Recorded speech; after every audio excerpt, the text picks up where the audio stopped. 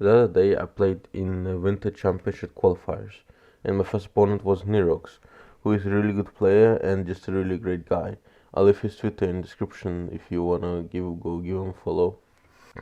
In this tournament, every game is a best of 3, and there's a map pick ban and a civ pick ban.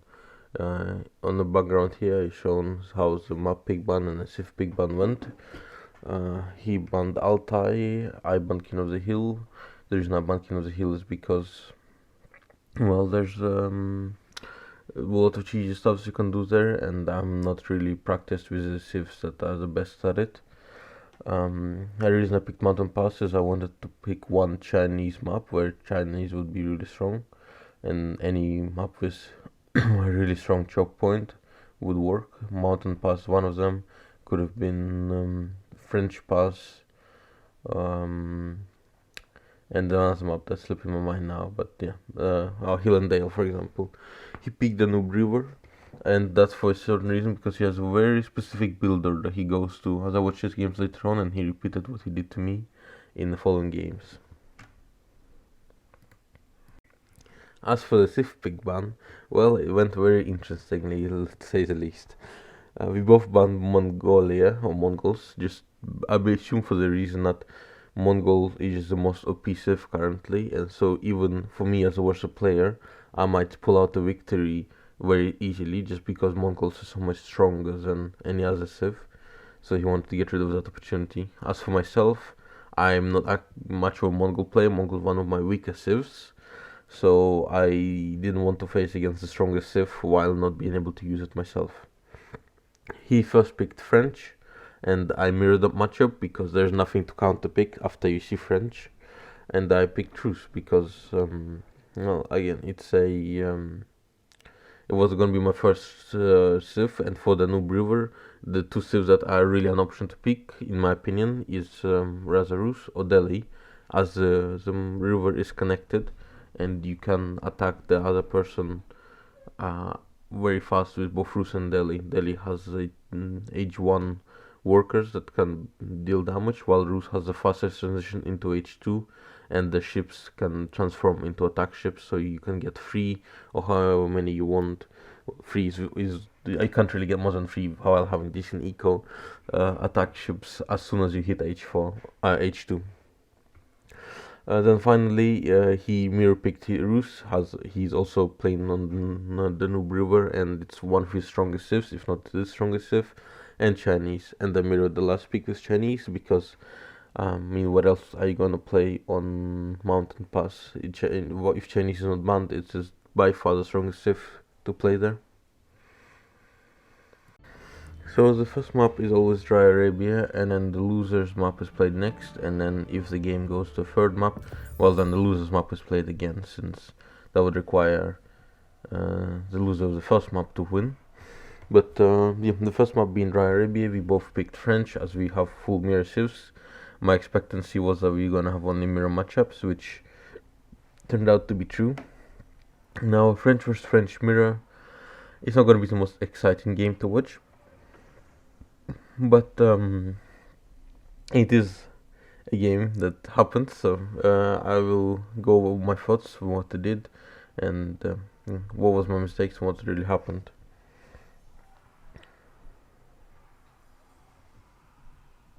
Now, my plan was to go for double stable blacksmith and to keep up constant night production. I don't have a very set build order for France, as it's one of my lesser played civs. But yeah, you open up with double scout for a multitude of reasons. First of all, if your opponent opens up double scout and you don't, you just can have a very high chance of getting straight up 0 sheep, maybe like 1 or 2, but not enough to sustain yourself up to H2 even, which is just not, just gonna lose you the game straight up. So he is also going to be opening with a double scout, and I meet his first scout there, so I know for a fact that his second scout will come up top to meet me. So yeah, I don't have the best scout exploration paths. You kind of want to hit up the middle without leaning too hard to either side. and then maneuver around the enemy scout if you encounter him, kind of like I do here. So you probably want to send your first scout straight to the middle, and you send your second scout around the edges. Here I'm able to kind of section off the bottom half of the map, since my scout is in front of his and they have the same movement speed, so I can get all of the sheep before him, which was kind of a saving grace, as I was did not have the best hunt so far. I think I could have interchanged my scouts here, moved one down lower, set the sheep to follow that scout, so I could have returned 6 sheep instead of 2, but it's not gonna be really an issue.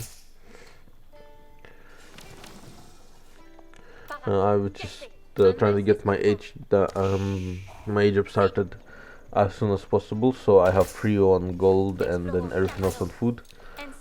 That way you'll have a moderately good build order in terms of getting 400 to 100 at the same time. Oh, it's not probably the best build order for France.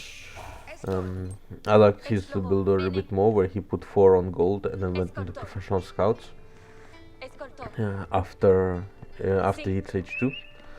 But here we are. So this went alright for me. I got enough sheep to last me through the through H2 before I don't need deer. And yeah, there's nothing happening here in the dark age too much. I hit H2 at 430, which is not too bad. Now I'm gonna go for wood to be able to support the second stable, and hopefully a blacksmith. Yeah, I have 3 workers. Well, even yeah, I have 2 workers on my age up. Excuse me, because I wanted to get as much eco going as possible, and obviously if you have more workers on the landmark, the less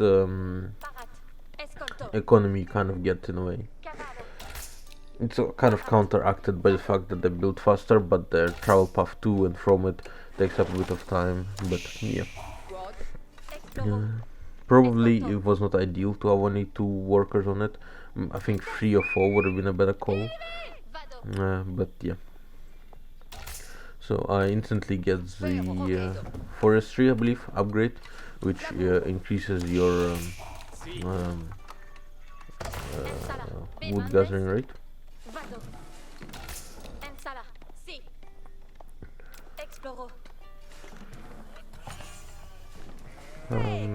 I see you'll have more workers on his landmark. His landmark's gonna finish in 20 seconds or so, I believe.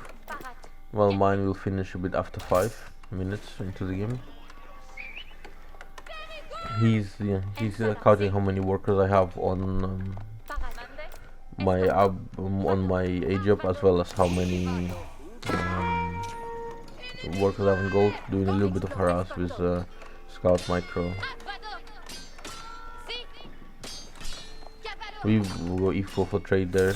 I did leave my worker AFK for a bit. I just assumed that I actually sent back to mining, but I clicked the mining camp, so as soon as it returned the gold, it just went AFK, which is not ideal. But, yeah.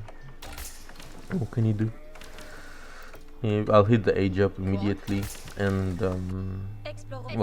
shortly, and then go for a second stable and then a blacksmith right afterwards.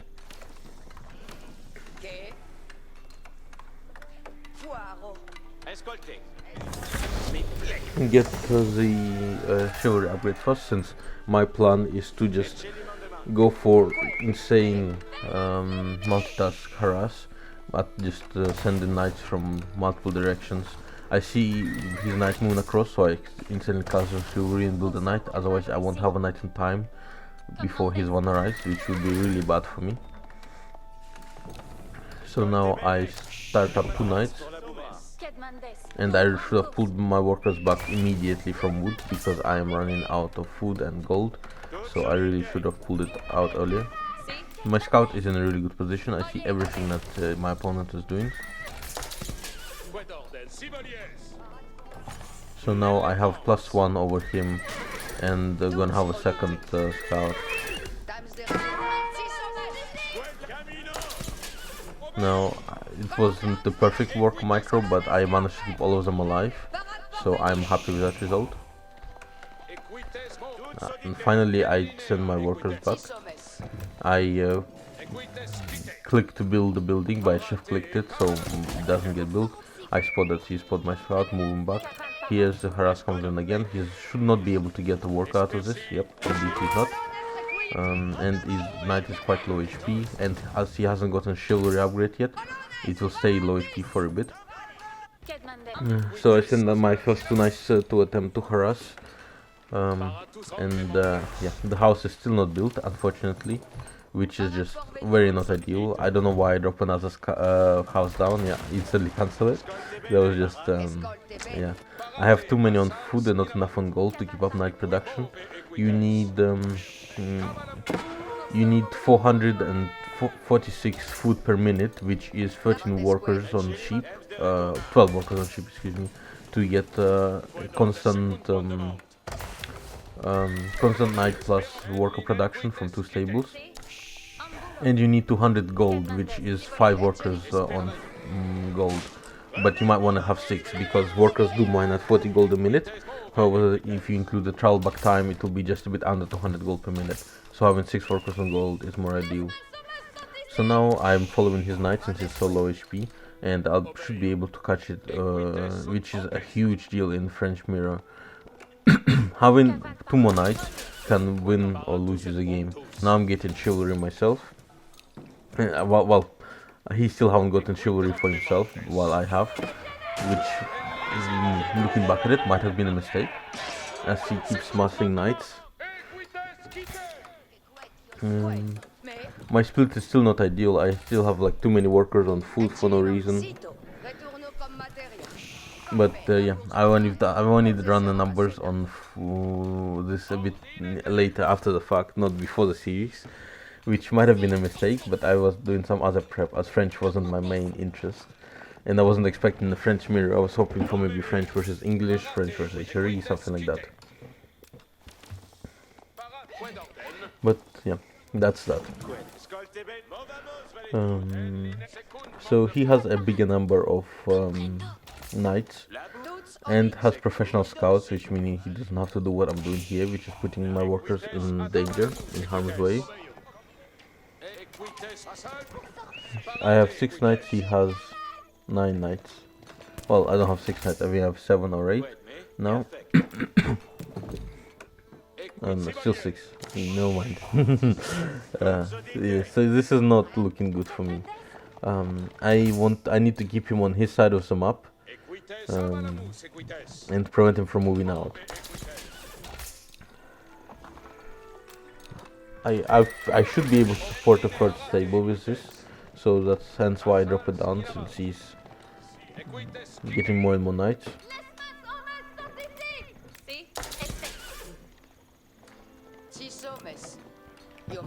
And I have these knights to harass. 3 knights can, well, 2 knights can one-shot a worker with a charge, but 3 knights can one-shot a worker without a charge. So I see if I can come in to harass from any direction. I see that there's one deer alive here, so I assume that he is professional scouts, will take a deer from here. See if I could catch off his scouts. Would have been quite important if I was able to do that. Now I'm keeping up my knights production, but he has 13 while I have 10. So he's still out knight producing me. However, if he were to move across the map this instant, I would have more knights at home, and I have +1 and chivalry. So at the current moment, if he moves across the map, I should be fine. No, I do keep 3 knights over at his side, which might be a mistake. I wanted to really to harass him, and I think I could have done a better job at trying to harass him. But since he has a bigger knights number, I couldn't really afford to do it.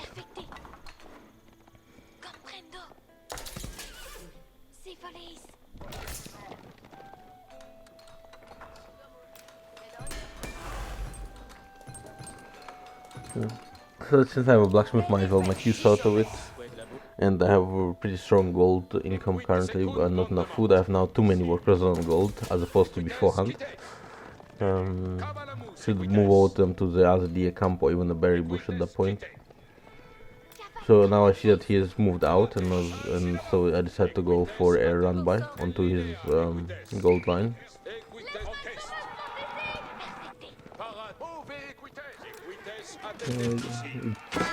It goes pretty well, all given the fact.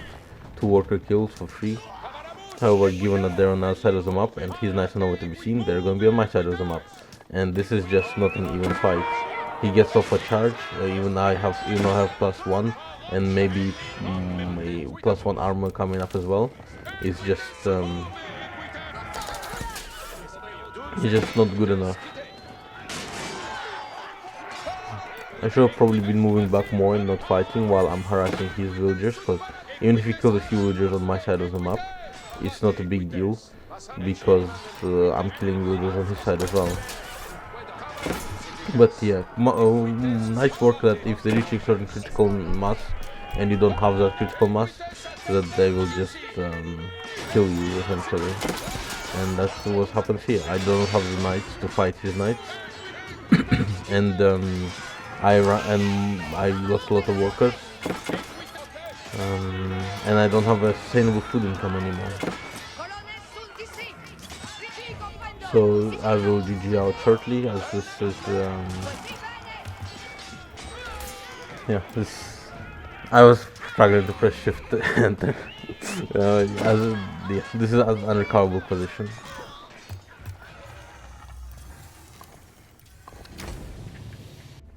So the next game was on Mountain Pass, as it is loser's map, and I have indeed lost. So it's going to be played on Mountain Pass, and we went for again a Chinese mirror matchup.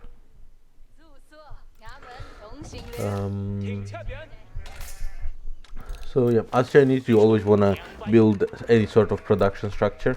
Since this is not a hybrid map or a full-on water map, I'm not going to be needing wood straight away, so that production structure is going to be a mill. And you want to put your workers still on sheep instead of berry bushes, as berry bushes only generate 35 gold per minute, food per minute, while sheep generate 40. So yeah, this is my standard build order. Imperial tax collector, I believe he's called, into work production. First worker to build a house, then to build a then he goes back to collecting food. The next worker builds a lumber mill, lumberjack camp, lumber camp. There we go. Get the first. I don't know. Actually, I don't think I get the first upgrade on this. Or do I? No, I do not. Since I need all the gold I can get, and I don't want to go for a a mining camp. You can reach 200 gold within reason. It's not a perfect build by any stretch of the imagination. You get a bit too much food then before you hit 200 gold, but you don't need to build a mining camp, which is not an it's not an insane advantage, but I like this build order. It might not be a smooth, perfect build order, but it's alright. I moved my worker back so he doesn't kill the sheep too far away from the mill. And I've gathered a decent amount of sheep. Now I want to probably just scout the rest of my base, so I know what I'm working with, where and what will be happening. Currently my plan is to get my H2 landmark towards kind of the middle of the map, and then go for a triple TC boom economy. This is my most played build, and I had great success with it so far. I killed off all of my, well, not all, but I killed off some of my sheep with my single workers, so that all of my workers don't go for the kill animation, which takes a lot of time and just denies some mining, which, at a high level can make a small difference. But you know, it's not really required to be done. But if I have nothing better to do, there's no reason not to do it. I'm already going for stone because I do want to go. Well, I need a lot of stone. I want to, if need be, wall him off while also getting 2 GCs. That's going to be like upwards of up to 1,000 stone. Probably a bit less. That's a bit of a high number. Maybe more like 800 to 900. But you'll need a lot of stone to do this.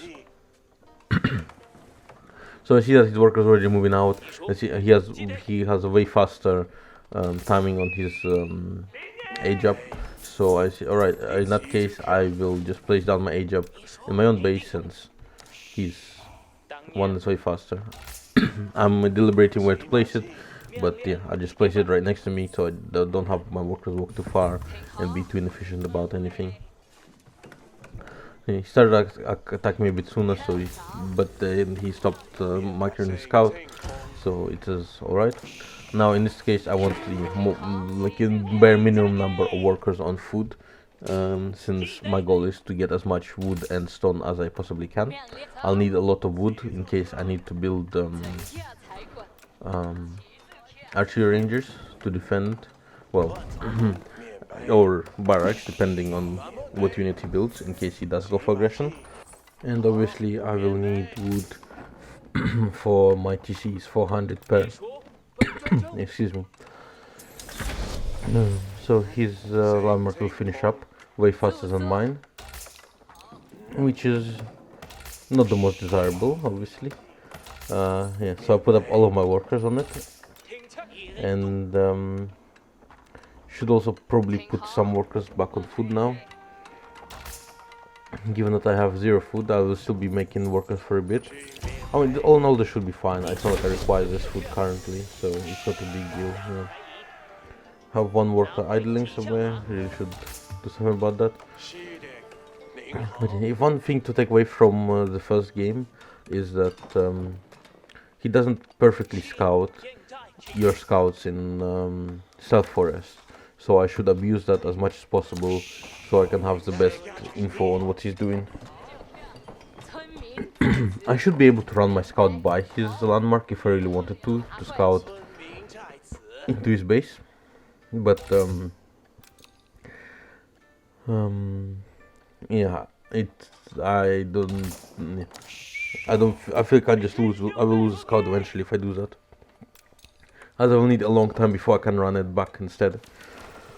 So now the worry is he's going to scout my second TC and will put on aggression, as it is really hard to catch up with expansions and easier to just punish them. And he most definitely does spot it. So I'm gonna respond by throwing down an archery range because I'm thinking units will come. Now, unfortunately for him, he got his own scout stuck in between my workers. That's some negative micro right there. So that's gonna go down. So now I want as much food income. While still, it's a very weird scenario.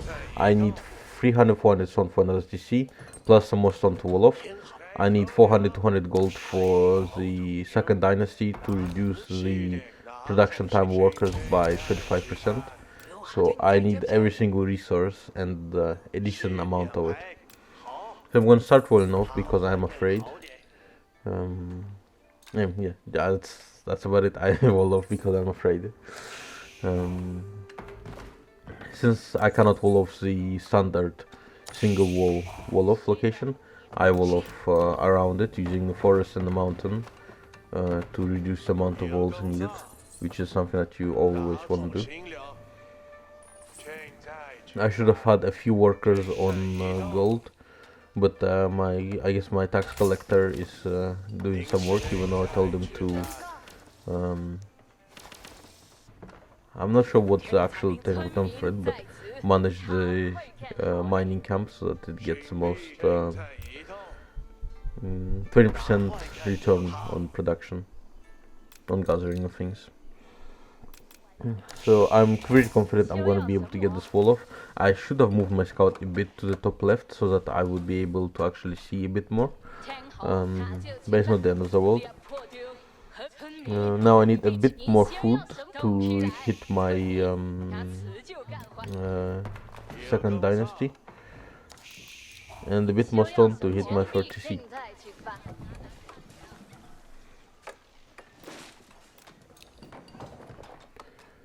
Now this build is, I would say it's quite punishable. Your opponent, if does not go for this build, will hit H3 a lot faster than you are, which can be very problematic for you. And it will give away, if they already haven't scouted, it will give it away even more that you're doing for some sort of shenanigans if they hit H3 and you're not hitting H3 for a long time. But yeah, now I have enough to drop down my last TC, which I'm gonna do so shortly. I prefer to drop them down at the air camps, but as you can see, my second air camp is extremely far away, so I just did not bother and drop it down right next to the berries instead. So now I no longer require stone for a bit. I'm gonna still have a few workers because eventually I wanna have a keep, but I'm gonna transfer most of them onto food because now I will need a lot of food. In case he goes for a push, I will need to produce units, and to support 3 TCs that have 35% faster worker production, it takes a lot of food in its own right. So now, since if he went for a 1 TC build, he would have hit H3 by now, so this means rather he went for multiple TCs, or he went for Dynasty before 3rd TC, which is standard as well. Yeah, now he's actually a very fast castle, given that he has indeed went for Dynasty first. So quite impressive. I am, as you can see, nowhere near close to castle, which is worrying to me. But my economy should be spiraling out of control comparatively to his. So as long as I don't die, I'm essentially guaranteed to win the game.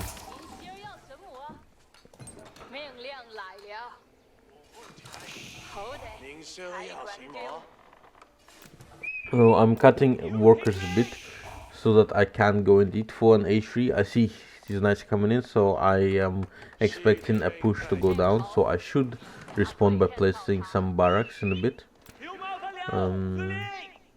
to be able to start making units soonish. I keep an eye on them so they don't snipe my scout, as the info that scout gets is vital to me. I dropped down a few stables. I'm not sure why, honestly. That is just incorrect. I mean, it's not incorrect, I could go for knights myself, but I just need to stop his push, not push into him. Knights are kind of the be-all of this game. They're the most mobile units while having a lot of damage output, so they're really strong, but crossbowmen and spears still deal with them quite well, so I feel like I should have went for that instead.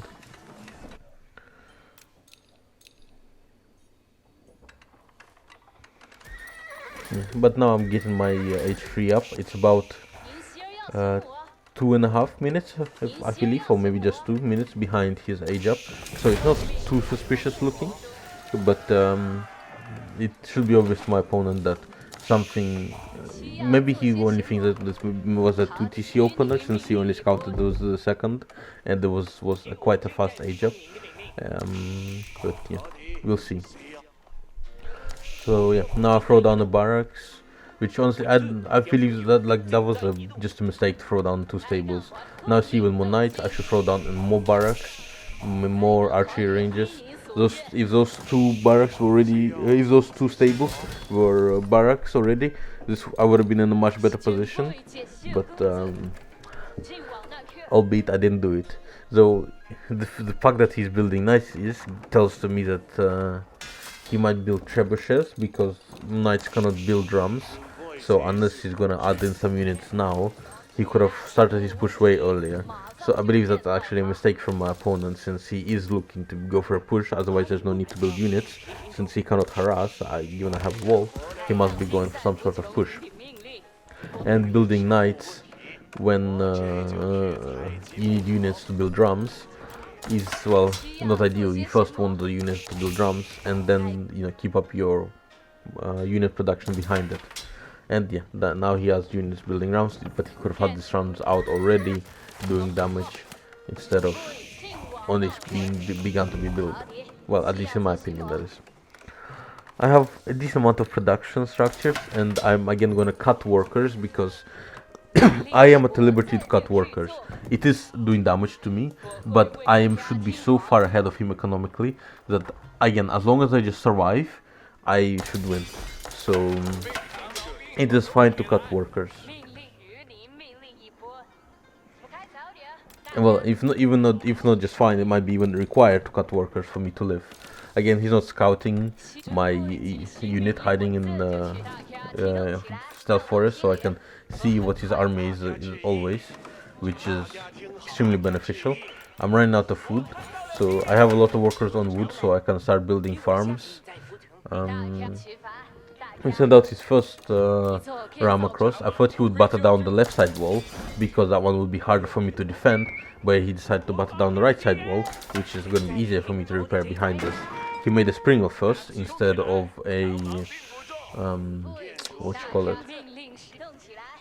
nest of bees, which is, well, I mean, it's just a decision. I wouldn't say it's a mistake, because if I had a sprinkle myself and he didn't, I could have just destroyed his nest of bees quite easily. But now that means I am allowed to repair the wall as he tries to destroy it, which I'm a big fan of, for not dying purposes. Now I can keep this up for a very long time. Until he gets his nest of bees, I am basically safe. As soon as he gets nest of bees, those workers will perish. But so he bring out another sprinkle, and now I'm sure if he hasn't queued up nest of bees before, he must queue up a nest of bees now. Like he's on a timer. The longer he takes, the worse it is for him. So he's gonna need to take that out ASAP. He's built another ram, but yeah, like he can, like, you'll need a lot of rams to not be able to out damage worker repair. So I'm not too worried about that. I make a sprinkle here, which I think is an okay play. I think I maybe should have went for a nest of bees and just gotten one volley off with, but I'm not sure what would have been the correct play, honestly. But yeah, so I'm not too upset with that. I'm getting more stone because I want to build a castle behind this. If he starts breaking this down and then I get a castle behind it, he's just unable to go through it. We need trebuchets to destroy it, and at that point he's going to need to try to attack. Well, it's going to be great for me, essentially. Finally the nest of bees comes, and I instantly just pull back my workers, since they will just die uselessly otherwise. But in the meantime, I have built quite a good armored supply of units that directly counter his. I'm making sure to not get hit by nest of bees, and now I'm ready to. I don't want his knights to get too far in. If his knights get into my base, they will just harass the shit out of me, and then I'll die. But luckily, I don't think he's prioritizing harassing me while as much as fighting my army. I sent a few of my spearmen to kill the nest of bees, while trying to micro my units to not take too much damage from it. Get my workers to start destroying the rams. Micro my spears backwards so they don't take damage from the knights. Since the nest of bees is dead, I need more output on the actual units, since he's actually overpowering my units right now, so it's better for my sprinkle to kill his units. But it's looking like I'm holding this, which I'm extremely glad about at the moment. In the moment of it, he's brought another nest of bees, and he's moving it very fast past his springles. So maybe I can snipe it down with my sprinkle.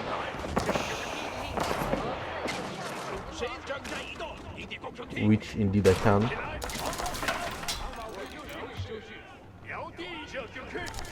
And now he only has one sprinkle left and a few units. His rams are moving again to my third, but he has no nest of bees, and my units counter his. These rams will not live. They won't even get to kill my TC. At least they shouldn't be able to. I need to make more farms because I'm still running out of food. And I successfully wall him off, and I have enough to make a fort. So, well, I keep my butt, so I will be doing that.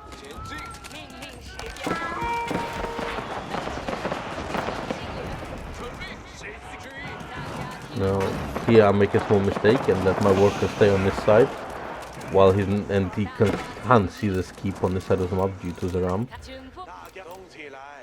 So he should, well, he will move his Nestor Beast up a bit to kill my worker shortly, which is just a small misplay by me, but I've sent more workers to get my keep up faster, and that should indeed be the case. Yeah, he's unable to target down my workers from that side of the map, and my keep's gonna go up.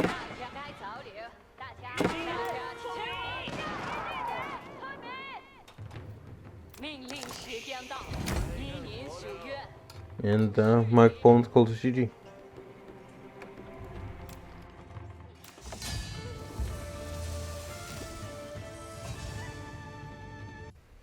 Last map was a Rus mirror on the Danube River. The Rus, as I mentioned earlier, Rus and Delhi are probably the best civs to pick up on this map, due to their ability to harass the enemy as the river is connected. Just like before, I'm gonna open with a double scout opener. I probably wouldn't do it with other civs on this map, but I do with Rus, just to get my bounty up and to get as much deer as I can, or other wildlife, just so that I can go up to next age without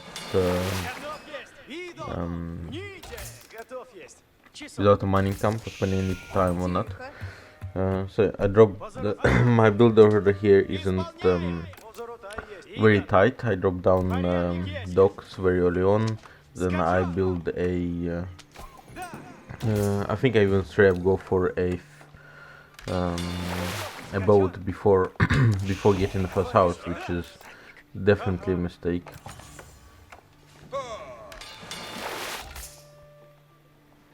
But it must be because of delay on work production, but by like I think here in like 7 seconds. Let's see. 1, 2, 3, 4, 5, 6, 7, 8. 8 seconds, which is half a worker. Workers are done in 18 seconds, I believe, or 16 seconds. And yes, or is it 12 seconds? I think it's 12 seconds actually. So it's an insanely huge waste of time. You just send out both the scouts to collect sheep, kill deer, wolf as well. If you set up your scouts and move them on an attack move, they will attack any wolf they'll encounter. But they also start chasing the enemy scout and other things like that too. So it's could be a bit of a need to pay attention to scouts, so it's not doing what it's not supposed to. I want to get up to 7 on wood, so that way I can more or less keep constant production of ships. I would be able to keep constant production of ships if I did not require to build houses or anything else. 7 is enough for that. So afterwards I'm gonna start putting people on food. Since I'm gonna get 100 gold, I'm not gonna need to get any gold before I age up. I see that he has 4 scouts, which I mean I'm not too familiar with this particular build order. Now I see that he has a 5th scout as well, so he wants to cancel my dog by the looks of it. So I'm gonna immediately drop down a barracks, try to prevent him from doing so. I'm gonna return my ships and then maybe use my scouts to stop him from completely destroying my dog, because if I lose this dock, it's basically a GG. I might as well leave the game upon losing the dock. So I got down my barracks, start pressing units out of it. I really should have used my scouts to stop his scouts a bit more, to just be annoying, be a pain in the ass, to put some pressure. But I didn't do that. Instead I wanted to see if I could get some more gold out, because I really didn't think my dock would be in danger. But with 5 scouts animation cancelling to kill it, there's a good chance it will die. I need to really focus on my team and my spears. so that they don't chase targets and prevent doing as much damage as possible. I'm gonna take some workers to them up front to repair my dock, that way he will not be able to kill it. He has another scout coming in and my dock is now burning. It's at this point, like in my opinion, I was already ready to GG out, given that it's guaranteed to go down, except somehow by some miracle it stays alive at basically negative hit points from the looks of it. And my opponent forced to retreat while also losing 2 scouts. I don't. That looked like it looked like the dog was literally at 0 HP, and while being attacked, maintained at 0 HP. But I'm not gonna complain. Now I really should have moved the spears across map straight away. Maybe just skip one back and move the rest across the map. But I was a bit too scared to do that, even though I really should have done that. My age up is probably going to be delayed by this.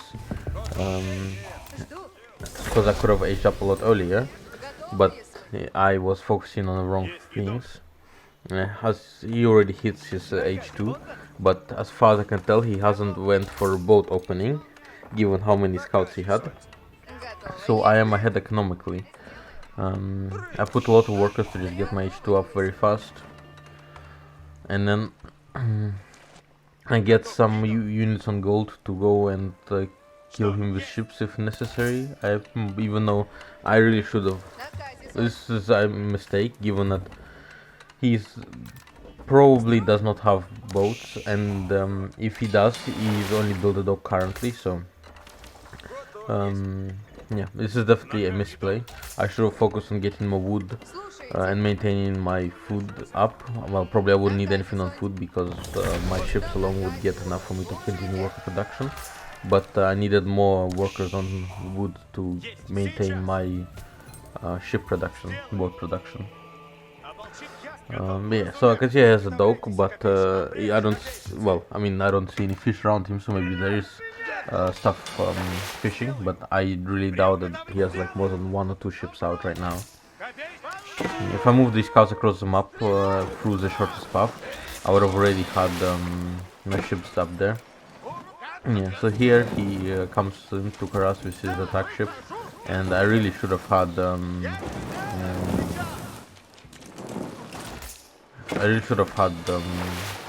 ships ready for this as well.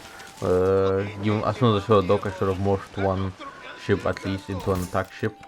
He's not paying attention. He really should have went up and killed my ship. So luckily for me, I'm able to. Well, I think I'll be able to transform my ships into attack ships.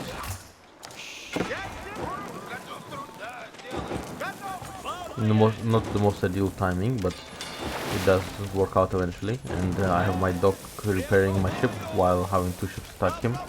So while I lost a lot of eco, I think I was quite ahead after the early game, even with my H2 being so delayed, just because I had my boats work the entire time. While as you can see, he only has 1 ship here and 1 ship he sent here to harass.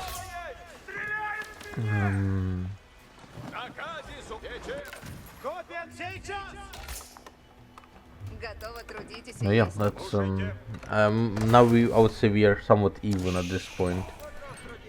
He's gonna go to H3 a lot faster than I am, which is not ideal, but not much I can do about it right now. My plan is to just maintain water supremacy, and as long as I have that, I will have better eco, and as long as I have better eco, I can still win the game essentially, even if I'm technologically behind. I see. If my scout was there earlier, I would have seen that gold faster and would have been maybe denied it earlier. This is really delayed. Like instead of attacking the dock, and if I could have denied this gold mining, this would have well paid off immensely for me. Given that he already has enough gold to go for H3, if I could have stopped him getting that gold and delayed it, that would have been huge. So another misplay, but at this point nothing I can do about it, so I'll go back to attacking the dock. Yeah, at this point it may look bad, but it's not completely over yet, given that I have still water advantage. I'll send my ships over to just kill any sort of water that he has, and build another dock to explode my economy even more. Like, having a dock is like having another TC. It produces a worker which is good at mining one thing in specific, but that's an additional worker that you don't have, and it can keep up this production just like a TC can. So on water maps or when you go to market economy, having multiple of these produce workers essentially is insanely strong. Now I'm gonna be getting enough to go for H3 myself. Again, I'm gonna be quite delayed comparatively speaking to him, but with how far ahead my eco is, I am well, it would be like to say I'm not too worried, but I still believe that I'm very well in this game. So now I'm gonna go up.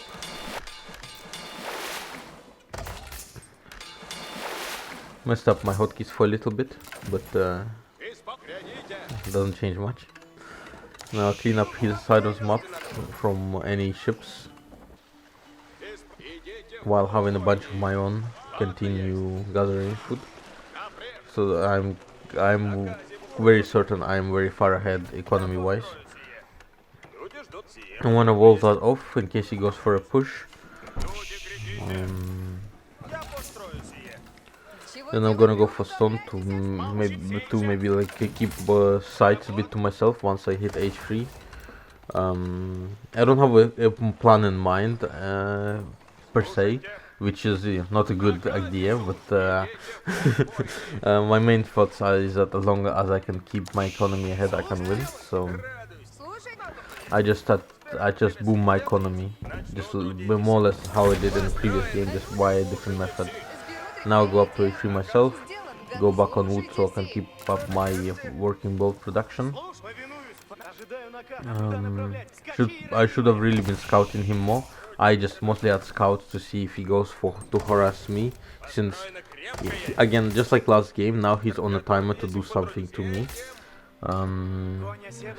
So as long as he doesn't, I will maybe not eventually win this game, but at the very least stay ahead.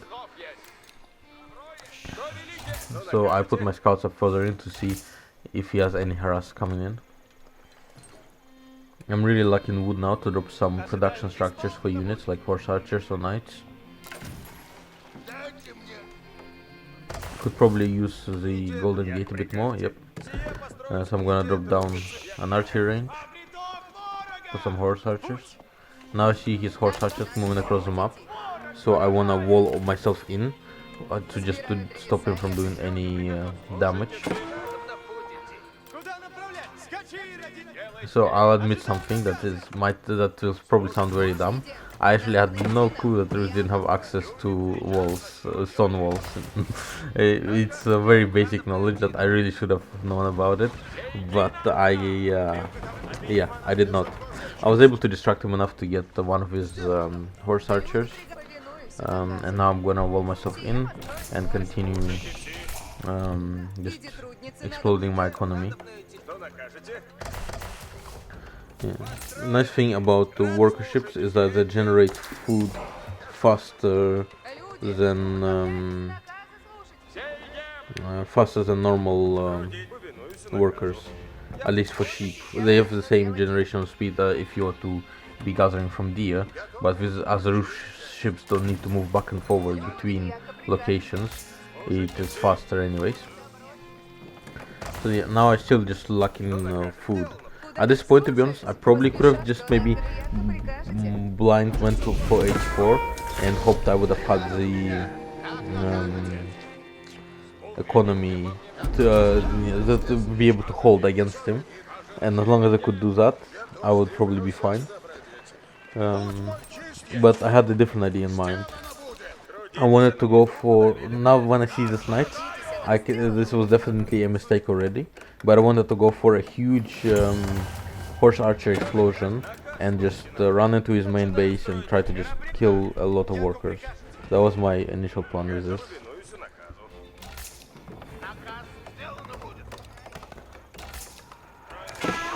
At this moment in time, I feel like I'm incredibly far ahead comparatively speaking to him, and that I can just since I won last game with economy, I thought about going for a very strong push myself, then maybe catch him off guard with that. But in retrospect, I think it would have been better to go for h4 instead. Unfortunately, I lose my warrior monk.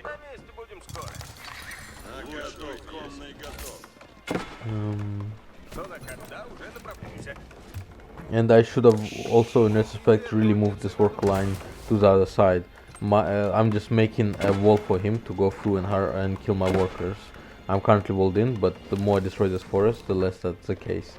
So I should have moved them over to the other side and stopped mining here.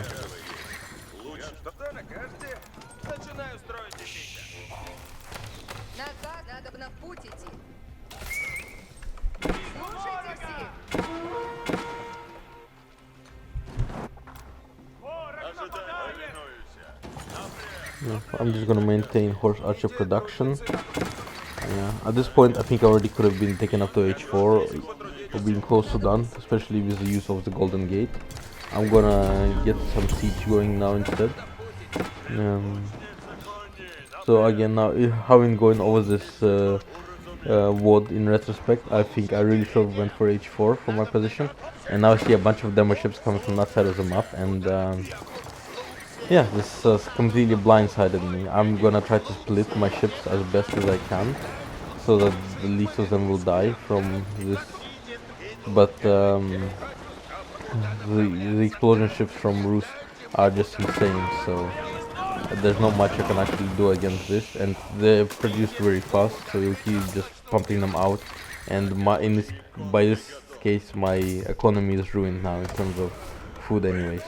As you can see, there's already a hole in my wood line, which, well, isn't great for me.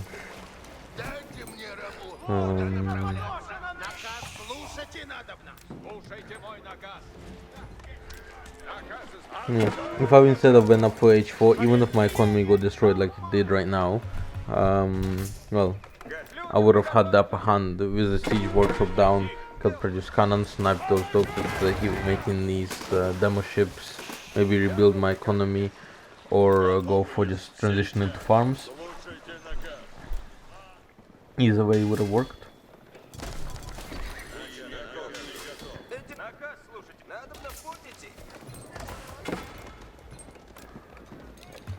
Now I'm severely lacking food, and I am quite far behind.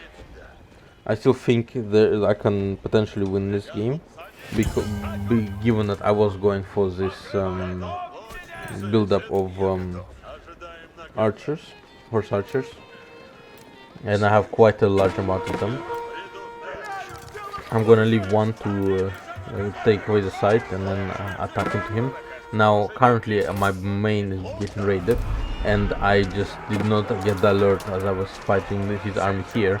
I assume the alert came from here and not from my base, so he gets to kill all of my workers while I'm not paying attention. I get this happen in warrior monk, but all in all, my economy, like my workers are dying left and right in my base. There's like I lost over 10 workers there, I believe, and I'm gonna lose my mangonel, which is another 600 resources. So all in all, not great. And he has primarily knights, which completely destroy my horse archers. Well, you can out micro it and keep retreating with horse archers, but they just have so much armor that it doesn't matter. That like, here he has 7 knights and he just moves them onto me, while I have to micro back and forward to kill them, and it's just not very effective. Like I still kill them, but in this meantime he can produce like 20 more knights, while I cannot really do anything, and my base is getting completely annihilated. So at this point this is game, and I will shortly forfeit. But as this is tournament, I just stay in just a bit longer than I probably should, which is a bit of a mistake given how respectful he was of me in the previous game. But now he has so many knights. This archer push is really worthless, and it's basically over.